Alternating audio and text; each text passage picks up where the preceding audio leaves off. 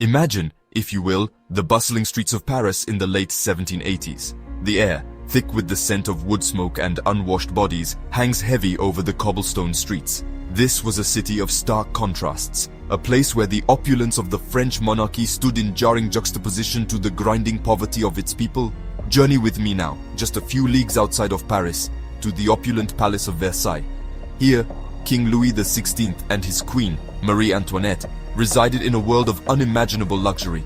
Their days were filled with lavish balls, decadent feasts, and a seemingly endless parade of courtly rituals.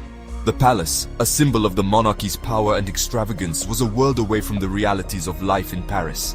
But the Parisian people, they knew of Versailles. They heard whispers of the lavish parties and the queen's expensive tastes. The gap between the haves and the have-nots was vast, a chasm that seemed to widen with each passing day. And in the shadows of the opulent palace, a storm was brewing. The French people, burdened by poverty and inspired by new ideas of enlightenment, were growing increasingly disillusioned with the monarchy.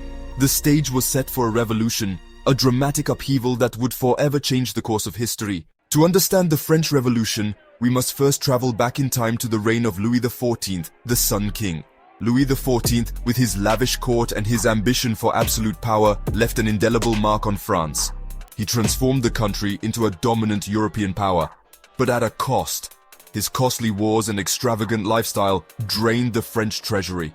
Now, fast forward to the reign of Louis XVI, the great-grandson of the Sun King. Louis XVI, a well-meaning but indecisive ruler, inherited a kingdom on the brink of financial collapse. He lacked the decisiveness and political acumen of his predecessor. He seemed almost overwhelmed by the challenges that faced him. The French monarchy, once a symbol of strength and stability, was now seen as out of touch and indifferent to the plight of its people. The seeds of revolution, sown during the reign of the Sun King, were about to bear fruit. Life for the ordinary people of France was a world away from the gilded cages of Versailles. For them, life was a daily struggle for survival. The price of bread, the staple food of the poor, had skyrocketed. Years of bad harvests and economic mismanagement had taken their toll. Adding to this video was proudly sponsored by One Browser. Don't miss out. One Browser is the must-have tool of 2024. Try it now. Thanks, gentlemen. Let's get back to our lovely video.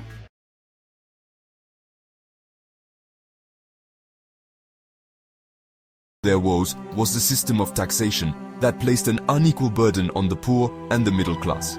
The nobility and the clergy, the wealthiest segments of society, were largely exempt from taxation. This left the commoners to shoulder the bulk of the financial burden. Resentment towards the privileged classes grew with each passing day.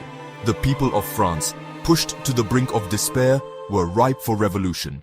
In a last-ditch effort to avert financial collapse, Louis XVI agreed to convene the Estates General, a legislative body that had not met in over 175 years. The Estates General was composed of 3 estates: the clergy, the nobility, and the commoners. Each estate had 1 vote, regardless of its size. The third estate, representing the vast majority of the French population, saw the Estates General as an opportunity to address their grievances. They demanded political and economic reforms, including a more equitable system of taxation. But the first and second estates, determined to protect their privileges, resisted any attempts at reform. Frustrated by the deadlock and inspired by the ideals of the Enlightenment, the third estate took a bold step. They declared themselves the National Assembly, the true representatives of the French people. This act of defiance marked a turning point in French history. The revolution had begun.